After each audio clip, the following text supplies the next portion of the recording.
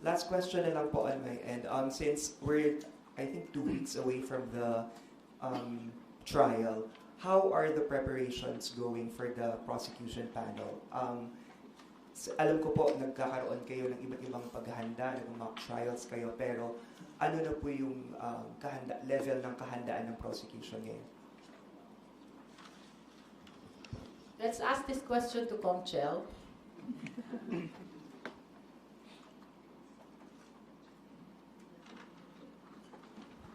Handang-handa naman po ang mga prosecutor para sa trial. At alam namin na malaking trabaho yan, malaking hamon para sa amin, and we are doing everything we can to ensure our readiness for July 6. Good morning. Good morning po, Process, and to the spokesperson. I'm Earl Tobias po from IBC News 13. First, Attorney Tolosa, sir. Hi. Sir, before you mentioned na parang kinapi lang ng defense panel yung ilan sa mga testigo ninyo, a lot of concerns already have aired. Spokesperson ko said that the pretrial brief of the VP Defense Camp looks like a mirror of the witnesses from the prosecution team. Do you have the same observation po? Well, objectively speaking, as I mentioned to you a while ago, were you asking about the documentary exhibits? Yes, sir, and as well as the common witnesses. Yeah, so as I've stated, we have 51 common witnesses. And out of the 276 exhibits of the prosecution, 248 are common. So, if you just stick to the facts, those are the common evidence of the work. Do you deem it sufficient were the VP Defense Camp able to explain on their brief why such the same mirroring occurred? Well, I think that's a question for them to answer, no? But what's curious for us is, as you could see in their answer, most of their defenses are technical and procedural arguments, right? So, so at the very least, this shows that, I guess the question being asked is, if you want to explain, for example, the source of the subject unexplained wealth, then you'll be expected to present your own evidence to explain that. But we cannot see that in the pre-trial. Sir, just asking for confirmation or either denial because wala pong official na copy na nakarating sa media of the pre-trial brief because it's protected na po. But of course, some of its pages we've already seen, one of which is Ramil Madriaga, the defense team. Also, we saw a passage saying Ramil Madriaga for this purpose, and it's also just the mirror of the prosecution team's pre-trial. Would you confirm, sir? Maybe it will be better if we wait for the pre-trial order. So you will see who are the official witnesses listed by both parties. Last question from my end po. Okay.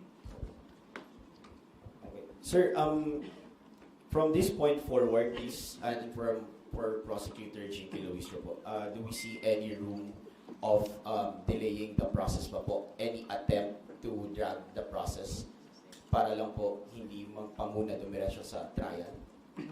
Even if there will be attempts, the prosecution will remain firm in making sure that the trial will start on July 6, 2026, as previously scheduled by the Senate.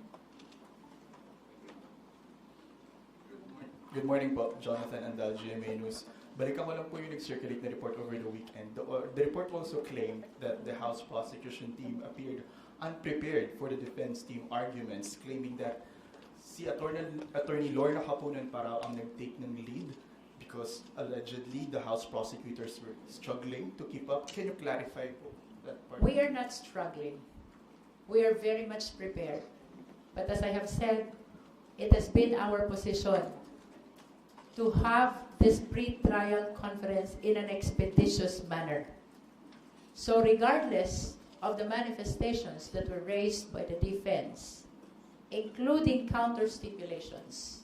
We maintained our position that that cannot be resolved by the clerk of court, and therefore we should proceed immediately to the agenda of the pre-trial conference. Our refusal to comment to the manifestations of the defense doesn't mean that we are not prepared. We simply maintained our position that those issues are not proper for PTC, and therefore we must confine to the agenda of the pre-trial conference.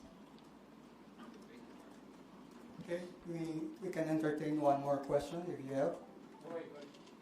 Okay, Raymond. Good morning, everyone. I'm Raymond Del Paz from DCR. It's on the part of the Senate. Concerned ba yung lumabas na report recently na yung Senate, apart from Senate President Sherwin Gatchal, balak nila na mag-elect pa ng ibang possible impeachment presiding officer? The name of Senator Cheese was floated. Concerned ba ito sa process? For us, we are aware that this is a constitutional duty. This is not a question of who is the presiding officer. So regardless of whether it is SP Win Gatchalian or Senator Win Escudero, Senator Cheese Escudero, who will be presiding the impeachment trial, the position is expressing utmost faith and confidence to the impeachment court.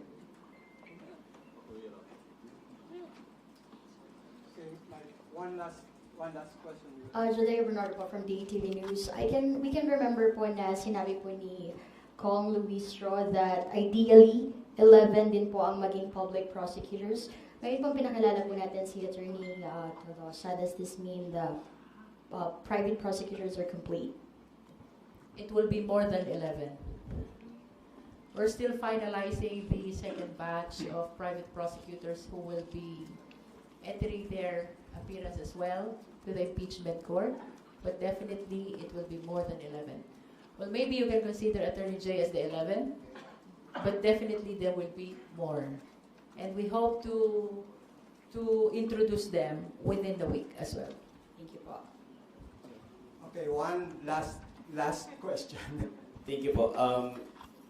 Important lang po because na-mention na rin po earlier days, ma'am and attorney, na the defense camp, pinatatanggal po nila lahat ng mga ebidensya and attachments, annexes na wala po sa original impeachment complaint. Ano pong nangyari doon sa pre-trial, and since meron pong comment na isasubmit today, nanindigan po ba ang BP Defense Camp na dapat hindi isama yung mga wala sa original impeachment complaint, and would the prosecutor yield to that po?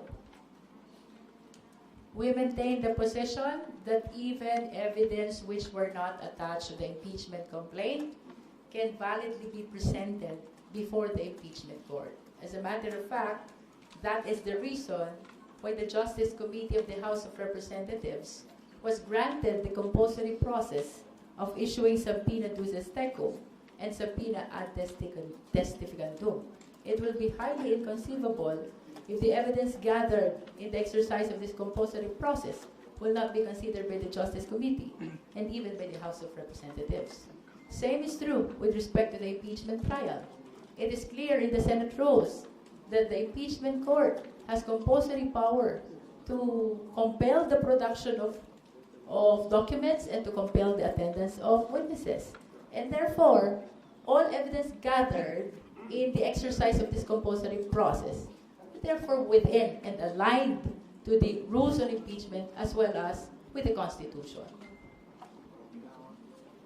Okay, thank you very much. That concludes our press briefing for today because our team of House prosecutors have to attend to the very critical proceedings of the pre-trial. Thanks to our friends from the House media and from the Senate media, and also for the Senate Prim for assisting us to arrange this press conference. Thank you very much.